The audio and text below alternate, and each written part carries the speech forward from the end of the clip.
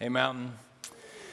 Good morning, everybody. Welcome. And it's good to be together, all gathered at 3 campuses. Hello, Bel Air and Edgewood. I'm Nathan, one of the pastors here, and I'm excited to continue along in this series called It's Just a Phase. So don't miss it, right? We've been learning a lot. It's been great. And today we get to talk about young adulthood. This is sort of the time after high school until you're 30. We roughly can just say the 20-something years. And so I love young adults. I am no longer one, but I love them. I've always loved them. I remember I was reflecting and thinking about when I was a kid, how there were young adults that I really looked up to and watched closely.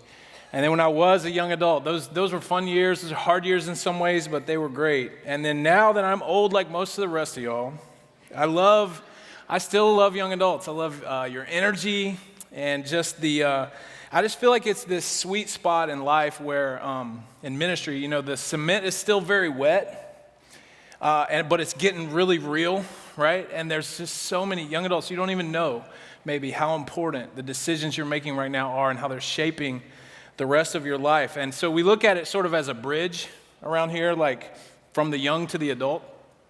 And we need a bridge there because there's a chasm, there's a cliff.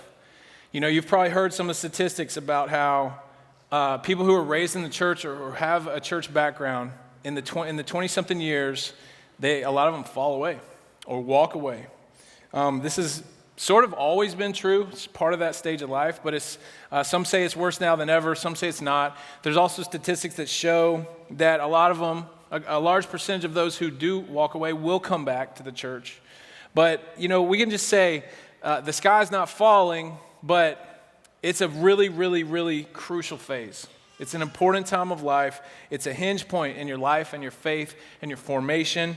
And so that's what we're talking about today. Now, talking about young adults, today, this day, and this date in history, we're talking about the millennials, okay? The millennial generation, born 1981 to 2001. So if you're a millennial, raise your hand, be proud, show us who you are, okay? Look around. Okay, now this is the most talked about and written about generation in history. Okay, I've read and studied so much about you guys, and I actually got sick of it. I just kind of stopped. I burned out on reading and hearing about y'all for a while. Took a break. It's a huge group. The boomers, baby boomers were huge, and Gen X was a little smaller, and now there's tons of millennials. You guys are really driving the bus in culture in a lot of ways. Just FYI, I'm born at the end of 79, so I'm sort of the very tail end of Gen X, but I'm sort of half and half. I'm sort of a tweener and a hybrid, I think, in the way I think. Very much half the time I feel like I identify with Gen X stuff, half the time I feel like I identify with millennial stuff.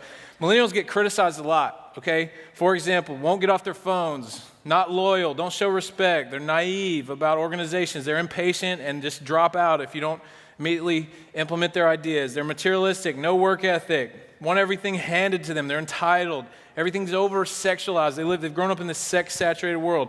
And like I said, they're walking away from Christianity, And some of those statements and criticisms are fair and true, and some of them are not, okay? And so mainly we're just talking about a different group, a new generation, in a world that has been shaped, and they have been shaped by this world that shaped by the strengths and the weaknesses of the generations that came before them. And so some of the things that have shaped young adults today are heavy parental involvement, the helicopter parents. I know there's none in this room probably, but hovering and controlling.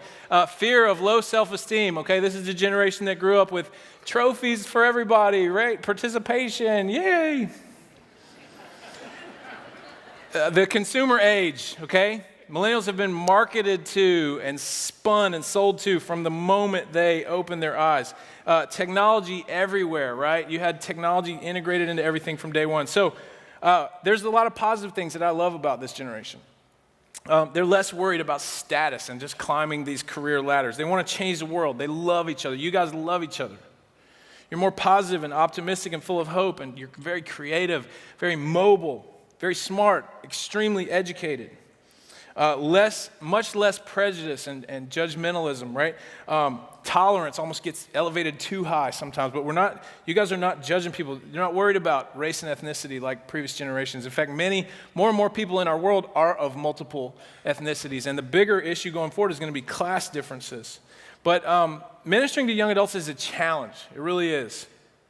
There's a bunch of reasons. There's a great variety. There's a big age range, right? I remember one time we had a recent high school graduate come into a young adult event, and the first person he saw was one of his high school teachers, and they were like, oh, we're like in the same thing now, you know? It's awkward sometimes. There's a big range in maturity. There's married and single, and don't ever, by the way, equate married and single to mature and not mature. I know some very immature married young adults and some very mature single young adults, and don't ever forget that Jesus and Paul and a lot of other wise people have chosen to remain single. There's this thing called emerging adulthood. This is Hayden Shaw, who was recently here with us at Mountain. He's this generational expert, and think in your mind right now, at what age does someone become an adult? Okay, get your number. All right, now turn and tell somebody around you. Okay, and there's always laughter there. So listen to this. Studies have shown that in our culture today, we don't believe a person is an adult until age 26. Now, listen, remarkably, you know who really agrees with that and says the same thing in the studies? 20-somethings. And see, they say it takes that long to figure out what I want to do, my career. Do I want to commit to a long-term love relationship? Have I to have saved enough money to be out on their own? And you know what's fascinating? Of the 5 generations that are now operating in our world and in our churches, this is one of the few things on which they all very much agree. Pretty much everybody agrees. 26 is now the new age at which you're officially an adult. And so what that means is we have this new phase, this new category. It's like a paradigm shift, this thing called emerging adulthood. And so we can say things like extended adolescence, which is real, okay? We can say things like failure to launch, like get out of the basement, right? But if we only talk in these negative terms and don't step back and look at some changing realities, we're missing the point. Reggie Joyner, another expert, another person who's been with us recently at Mountain, talks about extending the finish lines, the traditional finish lines, because we no longer live in a world where people kind of start working a trade, right, or have worked on a farm. The economic realities are now different. They're just different. It's harder to get out on your own. It just is. And so we're dealing with prior generations who were raised and wired up and thought differently. So I'm planting the seed, and I'm pretty persuaded by this emerging adulthood thing. I'm just planting a seed of that with you today. We don't have time to go fully into it. But think about this. You ever heard of the overlooked middle child? Right? Anybody? Maybe you're from a family. The first kid gets all this attention. The baby gets all this attention, and then there's these children in the middle. Anybody here feel like you're an overlooked middle child that hasn't been seen or heard? Raise your hand if you are. Just come on, raise your hand. Come on, don't be scared. I guess that's weird. There's none in here in a room this size. There's no middle children. That's weird. Well, maybe they'll be in the next service. But I feel like sometimes in the church, young adults are sort of the overlooked middle child. We tend to do a better job, maybe, I'm not talking about Mountain, I'm talking about the church in general, of just like defining and celebrating and programming for kids and students and other groups kind of on the other end, but we struggle with not losing young adults in the shuffle sometimes. I think it's sort of a chicken and an egg thing. Which came first, right? Are they hard to minister to because this is a time of life when they're sort of naturally distancing themselves? Or are they distancing themselves because we sort of lag behind and fail to understand and really reach them? Well, I think it's yes. I think it's both. So we're here today to talk about young adulthood. And as we've been saying each week, I think there's something here for all of us to learn and to grow today. So first, I want to talk to you young adults, okay? There's a lot of stuff in the scriptures. If you get into the Bible, a lot of stuff in there about meditating on your life, about pondering and probing. Things like consider your ways, examine yourself. And so today, the text I want to look at today is 1 Thessalonians chapter 5, verses 19 through 22. This is a New Testament letter written by Paul to a local church in Thessalonica. Modern day, I think it's pronounced Thessaloniki or Thessaloniki. This is the second most important city in Greece today. It's a real place, real church. Acts 17 tells us how it got started. This is a pastoral letter. Paul is expressing his heart and his love for these people. Okay, he spends the first part of the letter just reminding them of who they are and just how much they are loved and how they're in God. And then he spends the rest of the letter, most of the letter, urging or exhorting them toward further growth and further service and more and deeper love. So here's the verses. He says, do not quench the Spirit of God. Don't put it out like pouring water on a fire. Do not treat prophecies with contempt, but test them all. Hold on to what is good. Reject every kind of evil. Prophecy just means a word from God for the people of God. Very little prophecy is actually predicting the future, as we kind of misuse that word. It's usually almost always for the here and now. You could equate it to a word like preaching, something like that. Okay, so whatever's from God, whatever you're hearing about God that purports to be from God, test it, weigh it, sift it, think through it, talk through it, do some discernment, and then whatever is good, whatever holds up, you hold on to that. And whatever is bad, whatever is evil, whatever doesn't stand up, you reject that, and then you carry on down the road. So I'm going to give you today maybe my two favorite images. I'm going to kind of mix two metaphors for what young adulthood is.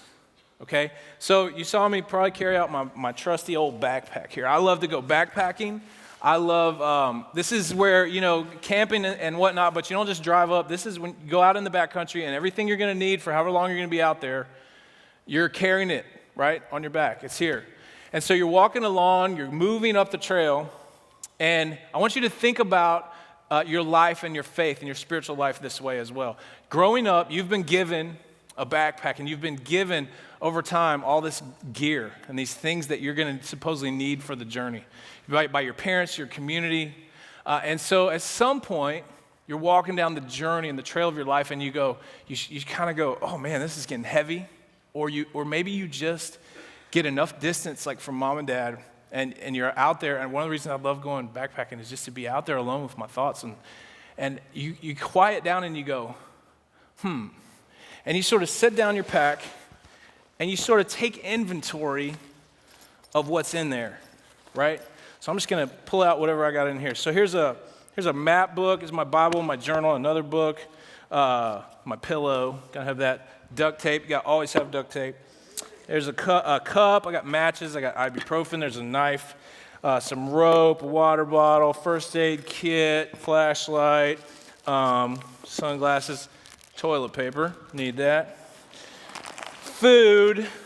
Let's see. We got stove, fuel for the stove, water purifier, pots and pans, towel. Okay, what else we got in here? We got my sleeping bag and my sleeping pad. Okay, I need those. And then, let's see what else. We'll pull one more thing out. How about my tent? Okay? And so, you look at all this stuff, and you say, is it still good? Is this really what I need? Do I need to carry all this stuff around? And, do I need to, are there places where I need to upgrade? Does it all still fit? Is it the right thing for me? Any of it worn out? And I think we do that spiritually, right? We say, here's my Bible, my journal. It's like, all right, what do I believe? Not what do my mom and dad put in me and tell me to believe. What do I really believe? And the map, where do I really need to be heading? What is really the goal of my life, right? The filter, like, how am I going to filter the information coming at me? And what am I going to do when life gets messy, right? What's my plan? What do I believe about peace and war and the use of force? What do I really believe about that stuff? This is basically my bed when I go camping. What do I believe about where I lay and who lays with me, and sex and sexuality and morals and ethics? What do I believe about home and family? And so you enter into this process, and I think that is what young adulthood is. You do the 1 Thessalonians 5 thing. Listen to this. I'm going to read it again in another version. This is the Message version. Don't suppress the Spirit. Don't stifle those who have a word from the Master. Receive good gifts. Somebody wants to give me great gear. I'm not going to reject them. On the other hand, don't be gullible. Don't just carry around junk for no reason. I heard a story about some guys that went backpacking. This is my dad and some guys from my church I grew up with. This one guy was just arrogant. As a younger guy, he was just arrogant, driving everybody crazy.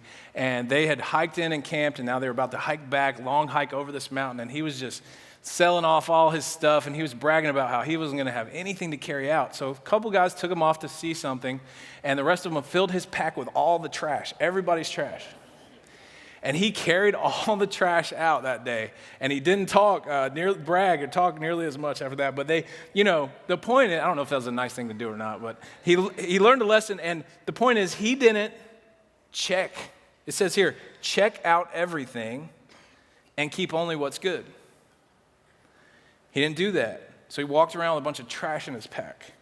And he says, throw out anything tainted with evil. And then pack your pack back up and carry on down the trail. Life is a journey. Faith is a journey. The earliest Christians were called people of the way.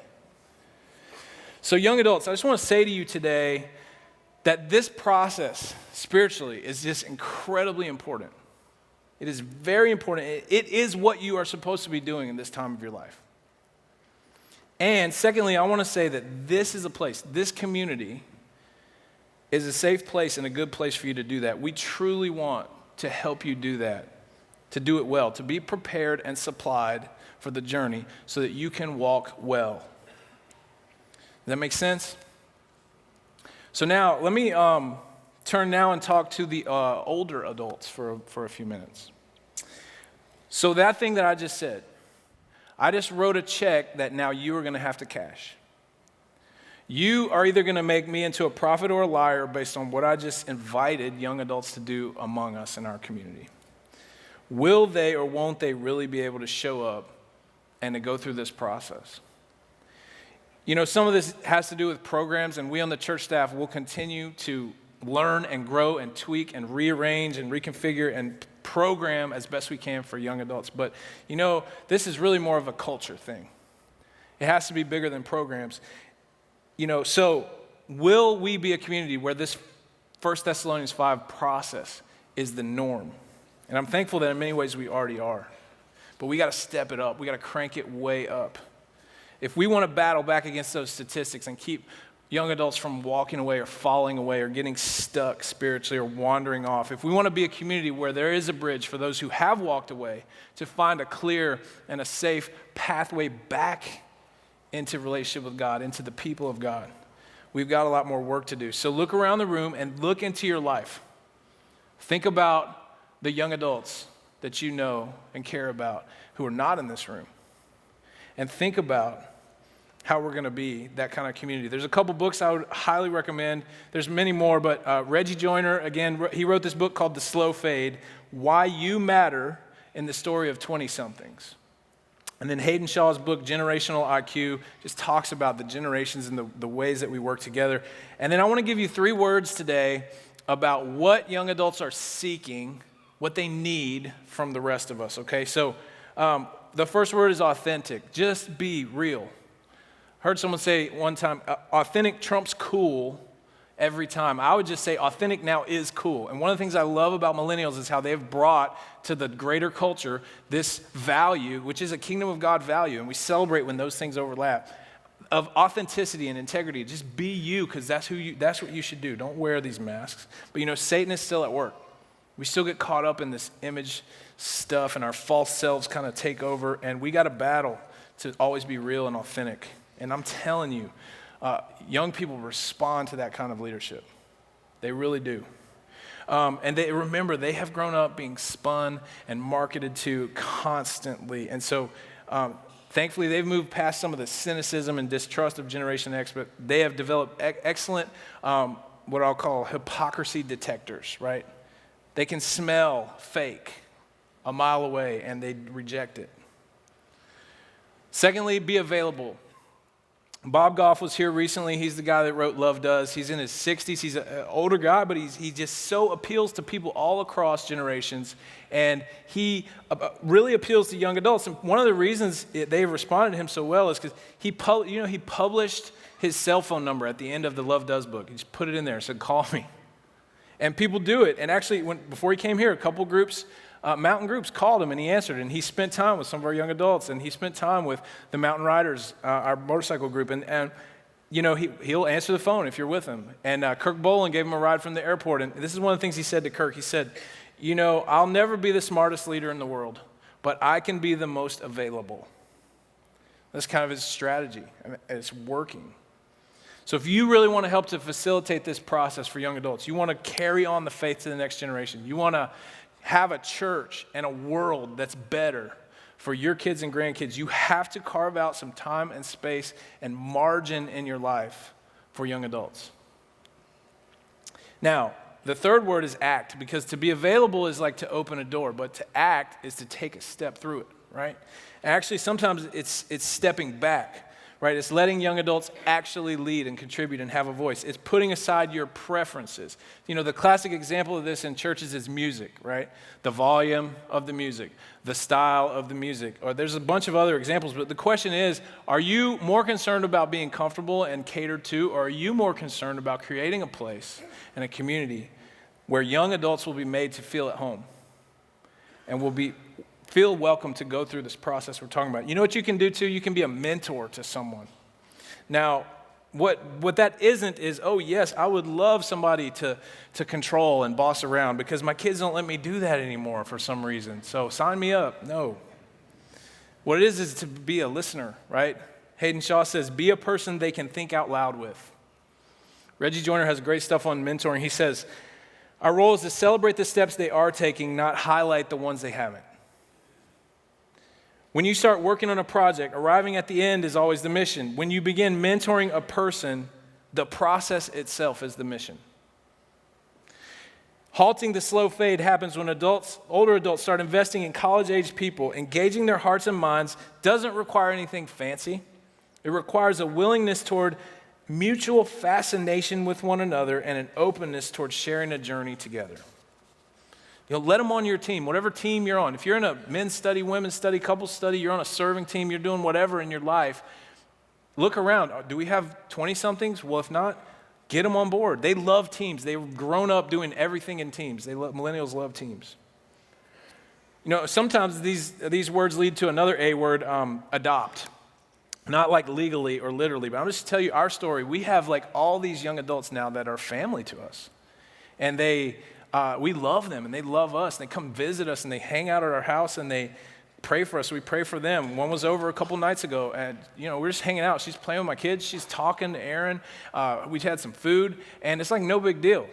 But, you know, I think it's a big deal. It might be a big deal in her life and it's a big deal for us. It's a blessing to our family. So you heard Ben mention last week all the needs for new leaders in Mountain Kids Ministry, and there's probably still some of that a week later. There's still needs. But if you're not into maybe leading kids is not your thing, what about investing in young adults? So if you're interested in that, contact Sarah Willie. Okay, I'm putting her email up. Here's a photo. This is the most millennial photo ever. It's a selfie at an Imagine Dragons concert. So write her and say, I want to invest in young adults through Mountain. Help me figure out how to do that. I have some ideas, whatever. Or just do it. Find one of them. Take them to lunch or coffee. Start listening to them. Better yet, invite them alongside to do something with you. And if they say no thanks, or more likely if they just like text you no thanks, or awkwardly look back at their phone and walk away, whatever, don't get like all upset. Okay? Just find another one. And ask them. And I promise you, it won't take you long to find a young adult who would be honored to walk with you and to pick your brain and to learn from you and to be your friend. And just remember, you don't have to feel all this pressure to give them everything they need. All you have to do is give them some of what you have and help them, point them toward next steps to connect with the other people or the other whatever resources to get what they need. So let me talk back to you young adults for a minute. These three words still apply, right? Authentic. You guys are usually good at this, but you can put on masks sometimes too, especially in the church. Be real. Bring it. Available. Step one, put the phone down. Now, wait. I know y'all clapping, but a lot of y'all are guilty of the same thing. I'm preaching to myself, too, on that one. It's hard. It is hard. A study said half of millennials would give up their sense of smell over their cell phone or their computer. And when I read that, I was like, oh my gosh. And then I was like, actually, I don't know. I'm still thinking about that one. But let me tell you this. You have got to tear yourself away. You have to create some boundaries. You have to have Sabbath times. And you cannot lose the skill, because it's always going to be important, of talking and connecting and interacting to people face to face. I heard something recently about the resurgence of popularity of the TV show Friends. Okay, it's kind of pre-cell phone days. How I Met Your Mother's in the same category. Young adults are loving these shows because they're seeing these people do something they don't see in real life. They sit around and talk to one another and interact with one another and spend time with one another with no screens between them. And so if you're a young adult and you're fascinated by this, you recognize you're longing for this, here's what you do. Set aside a night, a whole evening, or a whole Saturday, or a whole weekend, and then sit by yourself and binge watch all the seasons of Friends. I'm just kidding. No, don't do that. Get with some real people. Make some space. Make yourself available for people. Spend time with friends. Put the phone away. You know, it won't be as clever or cute as what you see on TV. That's fake. But it'll be real. And I'm telling you, community in real life is fun, and it's hard, and it's messy, and it's stranger than fiction, but it's beautiful, and it's what we're created for, and it's church, and it happens all the time around here. I love seeing it. And you got to act. You got to seek out a mentor. I hope that someone will find you and ask you, but a friend about my age sent me this quote this week. He said, I heard an elderly man recently say, the frustrating thing about getting older is that when you're old, you finally know some of the answers, but no one bothers to ask the questions. And he said, that's so true. I remember not asking for anything, much less advice. My attitude was, I'll figure it out. If I could do it again, I would find mentors early. So young adults, find a mentor, and here's what not to do. Okay, find someone you really respect and want to mentor you. Do that, but then do not ask them to be your mentor. Don't say, will you mentor me? Because that's a scary question. That sounds like, will you adopt me? Will you parent me? And the people that you're asking are probably got a lot going on. And so here's what you do. Ask for a little bit of their time. Ask for coffee or lunch or something like that. And you be specific and you come prepared and you have great questions. And you send the questions ahead of time if you can. And you be grateful and respectful. And if it goes well, it'll happen again. And that's going to be called mentoring. And by the way, young adults, you start mentoring somebody else. Whatever you got, pour it into some kid or some middle schooler and listen to them and help them the way you want somebody to listen to you and help you. Serve in Mountain Kids or student ministry or whatever. This is a win all around because the little kids get heroes, right? And you old people, you get to be cooler by association. And you get to learn how to actually use your phone and your computer. And you get to learn better stuff than that too, because remember, learning goes in both directions. And you get to do something meaningful. And young adults, you probably get some free food. You get to move from acceptance to belonging. You get to move from you're welcome here to you are important here. And guess what? The most important thing you get this thing called wisdom. It's one of the most precious treasures in the universe. The Bible is full of, it says, get it. Proverbs chapter 4, just part of verse 7 says this, get wisdom. Though it cost all you have, get it. It's a treasure. And so where do you get wisdom? From others who have it. Who has it? All these old people. Actually, not all of them. The ones who know and submit to God and who have lived through some stuff. They have wisdom. You need to go get it. When we do this, the world gets more and better disciples of Jesus. That's our mission as a church. It's a win all around. So I'm going to end with the second image I want to share with y'all. And it's a story from the Bible. And I think it's just a perfect picture of what young adulthood is.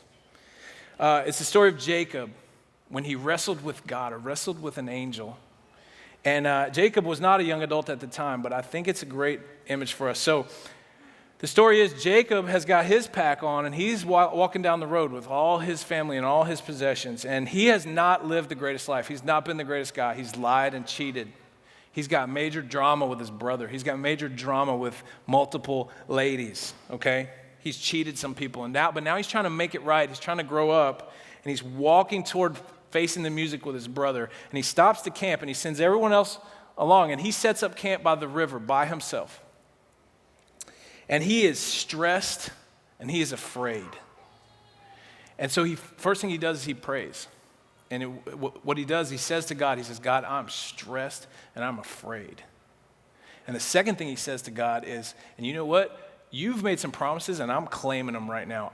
You got to come through, God. And so then this really strange story unfolds, and I'm not going to put the words up. I'm going to put this image up that I think is a nice artistic representation of this, and I'm just going to read the story. From Genesis chapter 32, so Jacob was left alone, and a man wrestled with him all night till daybreak. When the man saw that he could not overpower him, he touched the socket of Jacob's hip, so that his hip was wrenched as he wrestled with the man. Then the man said, let me go, for it is daybreak. But Jacob replied, I will not let you go unless you bless me. The man asked him, what is your name? Jacob answered. Then the man said, Jacob, he answered. Then the man said, your name will no longer be Jacob, but Israel, because you have struggled with God and with humans and have overcome. Jacob said, please tell me your name. But he replied, why do you ask my name? Then he blessed him there. So Jacob called the place Peniel, saying, it is because I saw God face to face, and yet my life was spared. The sun rose above him as he passed Peniel, and he was limping because of his hip. Now, I love this weird little story. We see that the man he's wrestling with, Jacob eventually recognizes it's God himself. He's wrestling with God. And so notice a couple things. One, he comes away limping. And I'm just telling you, you're going to come out of young adulthood limping one way or another. And I just want to say, young adults, it is much better to come away limping because you have wrestled with God than because you have destroyed your life with sin. And secondly, I want you to notice that he comes away better. He's a new man. He has a new name. He has changed. He has gained clarity. He has gained courage. He now knows much better what to carry and what to leave behind on his journey. If you keep reading, he picks up his pack and he keeps on up the trail and he meets his brother. And God is faithful. He guards his life and he blesses him and he keeps his promises. And remember what the new name was? Israel, which becomes the name of the people of God. He becomes a patriarch of the people of God, the nation of Israel, our spiritual ancestors as the church. So here's the deal, young adults, wrestle with God. Do it.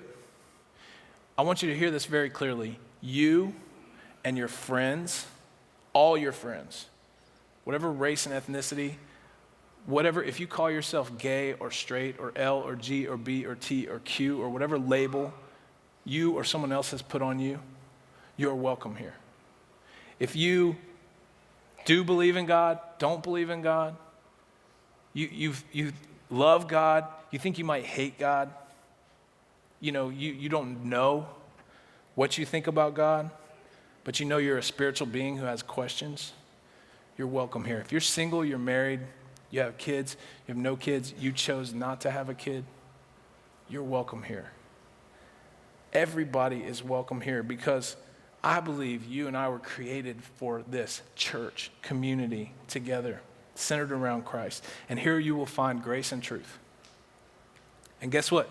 We need you. The church needs you. We need to hear from you. We need your passion, your energy, your ideas, your questions, your insights, your leadership. God created each of you to be a part of the body of Christ. And when you hear stuff that you don't like or you don't understand or you disagree with, give us grace and let's talk about it. This phase is so important. Do not miss it.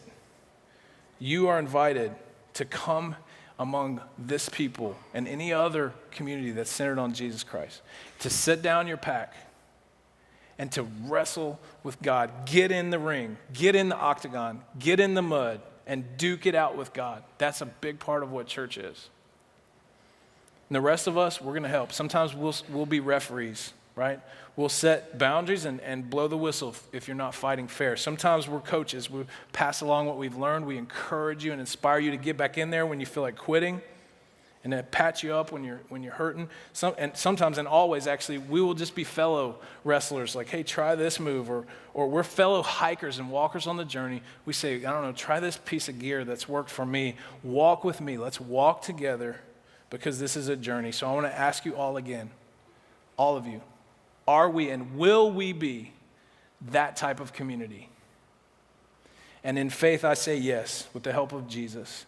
And so let's end our time together by praying in his name right now.